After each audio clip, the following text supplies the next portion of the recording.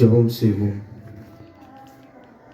கிருபை நிறைந்த எங்கள் அன்பின் பரம தகப்பனே, அப்பா, நீர் எங்களுக்கு கிருபையாய் ஏற்படுத்தி தந்திருக்கிற இந்த சபை கூடி வருதலுக்காக, பரிசுத்தவன்களின் ஐக்கிய கூடுகைக்காக உமக்கு நன்றி செலுத்துகிறோம். அப்பா, பாடல்கள் மூலமாக நாங்கள் சபையாக ஏகோபித்து ஆராதிக்கவும் தேவன் எங்களுக்கு பாராட்டின உடைய தயவிற்காக நன்றி செலுத்துகிறோம். இப்பொழுதும் கர்த்தர் எங்கள் வாழ்விலை செய்த ஒவ்வொரு நன்மைகளை எண்ணி நாங்கள் உமக்கு துதி ஸ்தோத்திரங்களை எங்களுடைய இருதயத்தின் ஆழத்திலிருந்து நாங்கள் உண்மையாய் உடைய வேதத்தின்படி உணர்ந்தவர்களாக, உண்மையாகவே நாங்கள் எந்த காரியத்திற்காக தேவனுக்கு துதி ஸ்தோத்திரங்களை ஏறெடுக்க வேண்டும் என்கிறதை கர்த்தருடைய வார்த்தையின் மூலமாக கற்றுக் கொடுத்து அதன் வழியாய் உடைய நாமத்தை மகிமைப்படுத்த எங்கள் ஒவ்வொருவருக்கும் கிருபை பாராட்டும்படியாய் ஜெபிக்கிறோம். பேசுகிற அடியனை மறைத்து ஆவியானவர் தாமே முற்றிலுமாய் வெளிப்படும்படியாய் ஜெபிக்கிறோம். ஆவியானவர் சபைகளுக்கு சொல்லுகிறதை காதுள்ளவன் கேட்க கடவன் என்கிற வார்த்தையின்படி நாங்கள் உடைய வார்த்தைகளை எங்களுடைய செவிகளிலே கேட்டு எங்களுடைய இருதயத்திலே பதித்து அதன்படி எங்களுடைய வாழ்க்கையை வடிவமைத்துக் கொள்ள கர்த்தர் எங்களுக்கு கிருபை பாராட்டும்படியாய் ஜெபிக்கிறோம். எங்களையே தாழ்த்தி வெறுமையாக்கி உடைய கருத்தில் ஒப்புக் கொடுக்கிறோம். உடைய நாமத்திற்கே கனமும் மகிமையும் உண்டாவதாக. கர்த்தரும் இரட்சகருமாகிய இயேசு கிறிஸ்துவின் இன்ப நாமத்தில் ஜெபிக்கிறோம் நல்ல பிதாவே, ஆமென். கிறிஸ்துவுக்குள் பிரியமான அருமை சகோதர சகோதரிகளே, ஆண்டவராகிய இயேசு கிறிஸ்துவின் இனிதான நாமத்தினாலே உங்கள் யாவருக்கும் என்னுடைய அன்பின் வாழ்த்துதலை தெரிவித்துக் கொள்கிறேன். பிதாவாகிய தேவனாலும் கர்த்தராகிய இயேசு கிறிஸ்துவினாலும் உங்களுக்கு கிருபையும் சமாதானமும் உண்டாவதாக. ஒவ்வொரு வாரத்திலும் ஒவ்வொரு ஞாயிற்றுக்கிழமையிலும் கூட நம்ம அந்த ஆராதனை செய்தியிலே தேவன் நம் வாழ்விலை செய்த ஒரு மேன்மையான நன்மையை எண்ணி அவருக்கு நன்றி துதி ஸ்தோத்திரங்களை ஏறெடுக்கும் வண்ணமாக கர்த்தர் நமக்கு கிருபை பாராட்டியிருக்கிறார். நான் தேவனுடைய நாமத்திற்கு மகிமையை செலுத்துகிறேன். பிரியமானவர்களே, உண்மையிலேயே நமக்கு தேவன் செய்த மிகப்பெரிய நன்மை என்னது அப்படின்னா, இந்த பொல்லாத பிரபஞ்சத்திலிருந்து நமக்கு விடுதலை அளிக்கும்படியாக, இந்த பொல்லாத பிரபஞ்சத்தின் ஆசைகளில் இருந்து, அதன் ஆசை இச்சைகளில் இருந்து நமக்கு விடுதலை அளிக்கும்படியாக, ஒருவேளை இந்த உலகத்தினுடைய பிடிகளினால, உலகத்தில் இருக்கக்கூடிய இந்த பாவத்தின் பிடியினாலே கட்டப்பட்டிருந்த நாம் அதிலிருந்து விடுவிக்கப்படும்படியாக தேவன் தன்னுடைய ஒரே பிரான குமாரன் கர்த்தராகிய இயேசு கிறிஸ்துவை நம்முடைய பாவங்களை போக்கக்கூடிய வழியாக இந்த பூமிக்கு அனுப்பினது. உண்மையிலே அதுதான் மிக மேன்மையான ஒரு நன்மை. அது மாத்திரமல்ல, நாம் அவரை சேவிப்பதற்காக, அவரோடு கூட ஒப்புரவாகும்படி, நாம் ஒரு புதிதும் ஜீவனமான மார்க்கத்திற்குள்ளாக பிரவேசிக்கும்படியாக தமது மாம்சத்தினாலே அவர் ஒரு வழியை உண்டு பண்ணினது மாத்திரம் அல்லாமல், அந்த வழியிலே நாம் நடப்பதற்கு தேவையான, ஒவ்வொரு நாளும் அந்த வழியிலே நடப்பதற்கு நமக்கு வேண்டிய கிருபைகளையும் பலனையும் அளிப்பதே உண்மையிலே மிகவும் மேன்மையான ஒரு நன்மை. யோசித்து பாருங்கள், இந்த இடத்துக்கு நீங்க வாங்க அப்படின்னு சொல்லிட்டு பாதையும் சொல்லாம, அது இப்படிதான் வரணுங்கிற வழியும் சொல்லாம, அதுக்கு இப்படிதான் நடந்து போகணும் அப்படிங்கிற எந்த ஒரு அறிவிப்பும் இல்லாம இருந்துச்சுன்னா அந்த வழியை நம்ம என்ன பண்ண முடியாது, போகவே முடியாது பிரியமானவர்களே. ஆனால் கிறிஸ்துவானவர் அந்த வழியிலே நாம் போவதற்காக அவர் வழியை உண்டு பண்ணினது மாத்திரம் அல்லாமல் அந்த வழியாகவே அவர் இருக்கிறார். தான் வேதத்தில் அழகாய் சொல்லப்பட்டிருக்கு, நானே வழியும் சத்தியமும் ஜீவனுமா இருக்கிறேன். அப்ப அந்த வசனத்தை நன்றாக பார்க்கும் பொழுது வழி அவர்தான், அதுல நடப்பதற்கு தேவையான சத்தியங்களை அருளுகிறவரும் அவர்தான், அதற்கு தேவையான உயிரோடு இருக்கத்தக்கதான அந்த ஜீவனை கொடுத்து அந்த ஜீவ பாதையிலே நம்மை நடத்துகிறவரும் அவர்தான் பிரியமானவர்களே. இதுதான் உண்மையிலே தேவன் நமக்கு செய்த மிகப்பெரிய நன்மை. அந்த வழியில நம்ம நடப்பதற்கு ஒவ்வொரு நாளும் நமக்கு ஆலோசனை தந்து, நமக்குள்ளாக இருக்கிற பரிசுத்த ஆவியானவர் ஒவ்வொரு நாளும் அந்த பாதையிலே நம்மை நடத்தும்படியாய் ஒரு தேச்சரவாளனை நமக்கு அருளியிருக்கிறார். பாருங்க, இது மேன்மையான ஒரு நன்மை. அதை உணர்ந்தவர்களாக ஒரு சில வார்த்தைகளை மாத்திரம் நம் வேதத்திலிருந்து தியானித்து இவ்விதமாய் நாம் தேவனுக்கு ஸ்தோத்திரம் செலுத்த அழைக்கப்பட்டிருக்கிறோம் பிரியமானவர்களே. அதற்கு நான் ஆதாரமாக எடுத்துக்கொண்ட வேத வசனம் அப்போஸ்தலனாகிய பவுல் ரோமருக்கு எழுதின நிருபம் 14வது அதிகாரம் 7, 8, 9 இந்த 3 வசனங்களை நான் உங்களுக்காக வாசிக்கிறேன். அப்போஸ்தலனாகிய பவுல் ரோமருக்கு எழுதின நிருபம் 14வது அதிகாரம் 7, 8, 9. நம்மில் ஒருவனும் தனக்கென்று பிழைக்கிறதும் இல்லை, ஒருவனும் தனக்கென்று மரிக்கிறதும் இல்லை. நாம் பிழைத்தாலும் கர்த்தருக்கென்று பிழைக்கிறோம், நாம் மரித்தாலும் கர்த்தருக்கென்று மரிக்கிறோம். ஆகையால் நாம் பிழைத்தாலும் மரித்தாலும் நாம் கர்த்தருடையவர்களாய் இருக்கிறோம். அதோட நிறுத்தல, கிறிஸ்துவும் மரித்தோர் மேலும் ஜீவனுள்ளோர் மேலும் ஆண்டவராய் இருக்கும் பொருட்டு மரித்தும் எழுந்தும் பிழைத்தும் இருக்கிறார். பிரியமானவர்களே, இந்த ரோமர்கள் நிருபம் 14வது அதிகாரத்தை பார்க்கும் பொழுது மற்றவர்கள் மீது குற்றம் சாட்டக்கூடாது படிக்கும் விசுவாசத்தில் பலவீனமாய் இருக்கிறவர்களை சேர்த்து கொண்டு அவர்களுடைய மன ஐயங்களை குற்றமாக எண்ணாமல் எவ்விதமாய் அந்த ஜனங்களுக்கு நம் தேவனுடைய வார்த்தையை நம்முடைய நடக்கையின் மூலமாக எவ்விதமாய் அவர்களுடைய தேவனுடைய பாதையிலே அவர்களை சீர்படுத்தி நடத்த வேண்டும் என்பதை இந்த ரோமர்கள் நிருபம் 14வது அதிகாரம் முழுவதும் பார்க்கலாம்.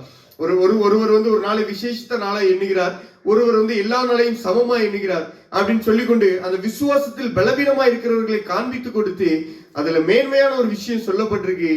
இந்த உலகத்துல நாம் பிழைத்தாலும் சரி மரித்தாலும் சரி யாருக்கென்றுதான் இருக்கிறோமா? கர்த்தருக்கென்றா. நாம் பிழைத்தாலும் சரி கர்த்தருக்கு தான் பிழைக்கிறோம், நாம் மரித்தாலும் சரி கர்த்தருக்கென்றுதான் நாம் மரிக்க போகிறோம். ஆகியால் நாம் பிழைத்திருந்தாலும் மரித்திருந்தாலும் எப்படி பார்த்தாலும் நாம் யாராதான் இருக்க போறோம்? கர்த்தருடையவர்களா தான் இருக்க போகிறோம். அதனால இந்த சடங்காச்சாரங்களும் பாரம்பரியங்களும் நம்மை தேவனிடத்திலே சேர்க்க முடியாது என்பது போல இந்த சடங்காச்சாரங்களும் பாரம்பரியங்களும் எவ்விதத்திலும் நமக்கு தேவனிடத்துல ஒரு மேன்மையான ஒரு நன்மையை கொண்டு சேர்க்க போவதே இல்லை பிரியமானவர்களே. அதனாலதான் நாட்களை விசேஷித்துக் கொள்கிறவன் கர்த்தருக்கென்று விசேஷித்துக் கொள்கிறான், நாட்களை விசேஷித்துக் கொள்ளாதவனும் கர்த்தருக்கென்றே விசேஷித்துக் கொள்ளாமல் இருக்கு. அப்ப விசேஷித்துக் கொள்ளுகிறதுலையும் பெருமை இல்லை, விசேஷித்துக் கொள்ளாமல் இருக்கிறதுலையும் பெருமை இல்லை. எப்படிப்பட்ட சடங்காச்சாரியங்களும் பாரம்பரியங்களும் அது நம்மை தேவனிடத்தில் சேர்க்க போவது இல்லை என்பதை அறிவித்து கிறிஸ்துவும் நமக்காக என்ன எப்படி பண்ணியிருக்கிறார்? மரித்தும் பிழைத்தும் எழுந்தும் இருக்கிறார். அப்போ இதுதான் தேவன் நமக்கு காண்பித்த ஒரு மேன்மையான பாதை. அதை நாம பார்க்க வேண்டியது, நாம் பிழைத்திருக்கிறதும் கர்த்தருக்கென்றுதான் பிழைத்திருக்கிறோம். நாம் மரித்தாலும் யாருக்கு தான் மரிக்க போறோம்? கர்த்தருக்குள்ளதான் மரிக்க போறோம். அதனாலதான் வெளிப்படுத்தின விசேஷத்துல எழுதும் போது கூட அந்த தூதனானவன் யோவானுக்கு காண்பித்து கொடுக்கும் பொழுது கிறிஸ்துவுக்குள் மரிக்கிறவர்கள் இது முதல் பாக்கியவான்கள் என்று எழுது. அப்ப கிறிஸ்துவுக்குள்ள மரிக்கிறவர்கள் தான் பாக்கியவான்கள். அப்ப இந்த கிறிஸ்துவை நான் எவ்விதமாய் கண்டுகொள்ள வேண்டும் என்றால், அவர் எனக்காக மரித்தார், எனக்காக பிழைத்தார், எனக்காக எழுந்திருக்கிறார், எனக்காக தேவனுடைய வலதுபாரசத்தில் வீற்றிருந்து இவ்வளவு நாளும் எனக்காக பரிந்து பேசிக் கொண்டிருக்கிறார் என்கிற இந்த மேன்மையான சத்தியத்தை நாம் தனிப்பட்ட விதத்தில் அறிந்து கொள்ள வேண்டும் பிரியமானவர்களே. அதுதான் முக்கியம். அவர் ஒட்டுமொத்த உலகத்தினுடைய பாவங்களையும் சுமந்து தீர்க்கிற கிருபாதார பலியாக அவர் வெளிப்பட்டு இருந்தாலும் உண்மையிலே நான் அவரை தனிப்பட்ட விதத்துல என்னுடைய சொந்த இரட்சகராக நான் பார்க்க அழைக்கப்பட்டிருக்கிறேன். அதனாலதான் நான் பிழைத்திருந்தாலும் கர்த்தருக்கு தான் பிழைத்திருக்கணும், நான் மரித்தாலும் கர்த்தருக்கு தான் மரிக்கணும், நான் பிழைத்தாலும் மரித்தாலும் யாருடையவனாக தான் இருக்கணும் அப்படின்னா கர்த்தருடையவனாக இருக்க வேண்டும் பிரியமானவர்களே. இதுக்காக தான் நம் துதி ஸ்தோத்திரங்களை ஏறெடுக்க அழைக்கப்பட்டிருக்கிறோம். அதனாலதான் 2 கொரிந்தியர் 5வது அதிகாரத்துல கூட இதே போல ஒரு காரியத்தை அப்போஸ்தலனாகிய பவுல் கொரிந்து திருச்சபைக்கு எழுதியிருக்கிறதை நான் பார்க்க முடியும். 2 கொரிந்தியர் 5:15 பிழைத்திருக்கிறவர்கள் இனி தங்களுக்கென்று பிழைத்திராமல் தங்களுக்காக மரித்து எழுந்தவருக்கென்று பிழைத்திருக்கும்படி அவர் எல்லாருக்காகவும் மரித்தார் என்றும் நிதானித்திருக்கிறோம். அப்போ ஒருவர் தான் மரித்தார், ஆனா எல்லாரும் மரித்தோர் என்று அதுல காண்பிக்கப்பட்டிருக்கு. அப்போ பிழைத்திருக்கிறவர்கள் தங்களுக்கென்று பிழைத்திராமல் தங்களுக்காக மரித்து எழுந்த கர்த்தருக்கென்றே என்ன பண்ணணுமா? பிழைத்திருக்கணும். அப்ப இததான் பார்த்து நடக்க வேண்டியதா இருக்கு. இப்போ இந்த சிலுவையில எனக்கு 2 விஷயம் உண்டாகுது. இந்த சிலுவையில உண்மையில எனக்கு ரெண்டு காரியங்கள், அந்த சிலுவை மரணம் அடக்கம் மற்றும் உயிர்த்தெழுதல நான் 2 விஷயத்தை பார்க்க வேண்டியது இருக்கு. என்ன அப்படின்னா, என்னுடைய பழைய மனுஷன், என்னுடைய பழைய வாழ்க்கை, நான் எனக்கென்று சுயநலமா வாழ்ந்துட்டு இருந்தேன், எனக்கென்று நான் என்னுடைய இன்பம் என்னுடைய இச்சைகளை நிறைவேற்றும்படியாக என்னுடைய காரியங்களை நிறைவேற்றும் எனக்கு அது என்னுடைய சுயத்தை அது எவ்விதமாய் மேன்மைப்படுத்தி காண்பிக்கிறது. நான் தான் எல்லாத்திலும் உயர்ந்தவனா இருக்கணும் என்று நான் என்று என்னையே மேன்மைப்படுத்தி காண்பித்துக் கொண்டு நான் தேவனை போல ஆவேன் என்று பிசாசானவன் சொன்னது போல, அதே போல நாமும் அவனுடைய இச்சையினால் பிடிக்கப்பட்டு நான் என்று என்னை மையப்படுத்தி தன்னுடைய சுயத்தை மையப்படுத்தி வாழ்ந்து கொண்டிருந்த ஒரு வாழ்க்கை, அந்த சுயத்தை மையப்படுத்தின ஒரு மனுஷனையும் கர்த்தராகிய இயேசு கிறிஸ்துவானவர் சிலுவையிலே அவரோடு கூட மரிக்கும்படியா எனக்குள்ளாக இருந்த பாவத்தையும் அந்த பாவ தன்மையும் இதை செய்து கொண்டிருந்த அந்த பழைய மனுஷனையும் அவரோடு கூட சிலுவையில் மரிக்க ஒப்பு கொடுத்தது மாத்திரமல்லாமல் அவரோடு கூட மரித்தது மாத்திரம் அல்லாமல் அடக்கம் பண்ணப்பட்டு கிறிஸ்து எப்படி 3ஆம் நாளிலே உயிரோடு எழுந்தாரோ அதே போல அந்த மகிமையின் சரீரத்தில் அவர் எப்படி உயிரோடு எழுந்தாரோ அதே போல நானும் புது ஜீவன் உள்ளவனாய் எழுந்திருக்கிறேன் என்பதுதான் இந்த கிறிஸ்துவனுடைய மரணம் அடக்கம் மற்றும் உயிர்த்தெழுதல். அவருடைய பாடுகள், மரணம், அடக்கம் மற்றும் உயிர்த்தெழுதல், இதைதான் எனக்கு கற்றுக் கொடுக்குது. அப்ப இது ஒரு மிகப்பெரிய மேன்மையா இருக்கு. அப்போ இதற்கு முன்பாக நான் என்னை மையப்படுத்தியே வாழ்ந்து கொண்டிருந்தேன். நான் என்னுடைய சுயம் என்றே வாழ்ந்து கொண்டிருந்தேன். இப்பொழுது இந்த மரித்து புது ஜீவனுள்ள மனுஷன் எப்படி மாறி இருக்கிறான் என்றால், கர்த்தருக்கு பிரியமாய் நடக்க வேண்டும், கர்த்தரை மையப்படுத்தின ஒரு வாழ்க்கை. அதனாலதான் நம்முடைய ஜபங்களாக இருக்கட்டும், நம்முடைய ஊழியமாக இருக்கட்டும், நாம் செய்கிற எந்த காரியமா இருக்கட்டும், அது கிறிஸ்துவை மையப்படுத்தினதாகவே இருக்க வேண்டும். பிரியமானவர்களே, நீங்க அநேக நேரங்கள்ல பிரசங்கங்களும் சரி, ஜபங்களும் சரி, அது நம்மை மீண்டுமாக அந்த பழைய மனுஷனை மையப்படுத்தியே வாழ்ந்து கொண்டிருக்கிறது இல்லை. இதை உண்மையிலே உணர்ந்து கொள்ளணும். இந்த பழைய மனுஷனுடைய சுபாவம் எல்லாமே கிறிஸ்துவோடு கூட சிலுவையில் அறையப்பட்டு விட்டது. நாம் பிழைத்தாலும் கர்த்தருக்கென்று பிழைத்திருக்கிறோம், நாம் மரித்தாலும் கர்த்தருக்கென்று மரிக்கிறோம், நாம் பிழைத்தாலும் மரித்தாலும் கர்த்தருடையவர்களாகவே இருக்கிறோம். அதனாலதான் நாம் கிரயத்திற்கு கொல்லப்பட்டோம் என்றே வேதத்துல சொல்லப்பட்டிருக்கு. அப்போஸ்தலனாகிய பவுல் கொரிந்தியர்கள் 1வது நிருபம் 6வது அதிகாரத்துல கிரயத்திற்கு கொல்லப்பட்டீர்கள் அப்படிதான் சொல்லப்பட்டிருக்கு. அப்ப நம்மள ஒருத்தர் வாங்கிட்டாரு, நாம் கிரயத்திற்கு கொல்லப்பட்டிருக்கோம். நான் இங்க மரணத்திற்கும் பாவத்திற்கும் மரணத்திற்கும் விற்கப்பட்டவர்களா இருந்தோம், பாதாளத்திற்கு நாம் பாத்திரவான்களா இருந்தோம், நம்ம போக வேண்டிய இடம் அதுதான், அந்த இடத்துல இருந்தோம்.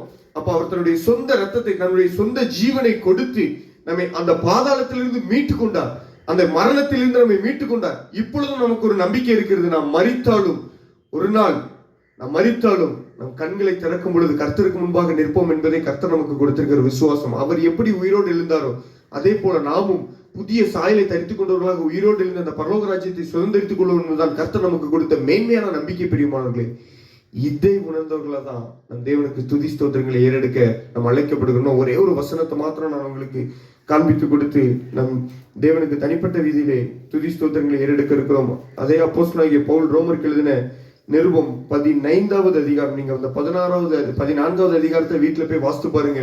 தேவன் எவ்விதமாய் இந்த உலகத்திற்கு அடுத்த காரியங்கள்ல எந்த நாட்டமும் இல்லாமல், அதுல எந்த மேன்மையும் காண்பித்து கொடுக்காமல் அதை எவ்விதமாய் முடிச்சிட்டு கடைசி இந்த 15வது அதிகாரம் வரும் பொழுது 3வது வசனத்துல, கிறிஸ்துவும் தமக்கே பிரியமாய் நடவாமல் உம்மை நிந்தித்தவர்களுடைய நிந்தைகள் என்மேல் விழுந்தது என்று எழுதியிருக்கிறபடியே நடந்தார்.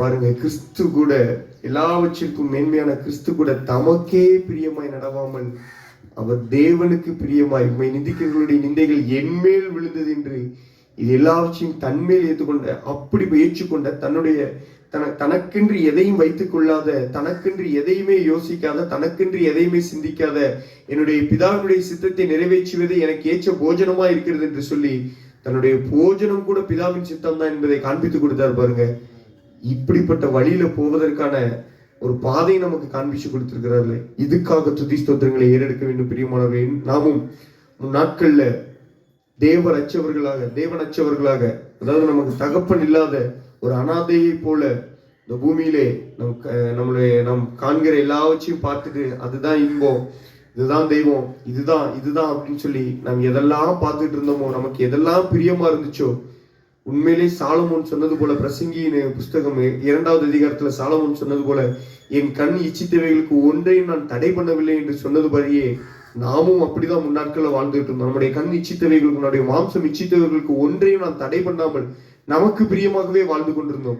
இந்த கிறிஸ்து, கர்த்தராகிய இயேசு கிறிஸ்து எனக்காக மரித்தார், அவர் எனக்காக அடக்கம் பண்ணப்பட்டு உயிரோடு எழுந்திருக்கிறார். இப்பொழுதும் எனக்காக பிதானுடைய வலது பார்சத்தில் வீச்சிருந்து எனக்காக அவர் பரிந்து பேசிக் கொண்டிருக்கிறார் என்பதை நான் காணும் பொழுது உண்மையிலே பிரியமானவர்களே, நான் அல்ல, கிறிஸ்து தான் எனக்குள்ள பிழைத்திருக்கிறாங்கிற இந்த பாதைக்குள்ள அனாதைகளா இருந்தோம், நம்மளுக்கு ஒரு பிதா இருக்கிறான்னு காண்பித்து கொடுத்தார். வழி தெரியாம அலைஞ்சிட்டு இருந்தோம், நமக்கு ஒரு வழியை காண்பிச்சு கொடுத்தார். இதற்காக நாம் தேவனுக்கு துதி ஸ்தோத்திரங்களை ஏறெடுக்கிறோம். இருக்கிற இடங்களிலே முழங்கால் படியிட்டு சுருக்கமாக நமக்கு ஒரு வழியை காண்பித்து கொடுத்த தேவனுக்கு, நாம் பிழைத்திருக்கும்படியாய் நமக்கு ஒரு வழியை காண்பித்து கொடுத்த இந்த தேவனாகிய கர்த்தருக்கு, கர்த்தராகிய இயேசு கிறிஸ்து மூலமாக துதி ஸ்தோத்திரங்களை ஏறெடுக்கலாமா?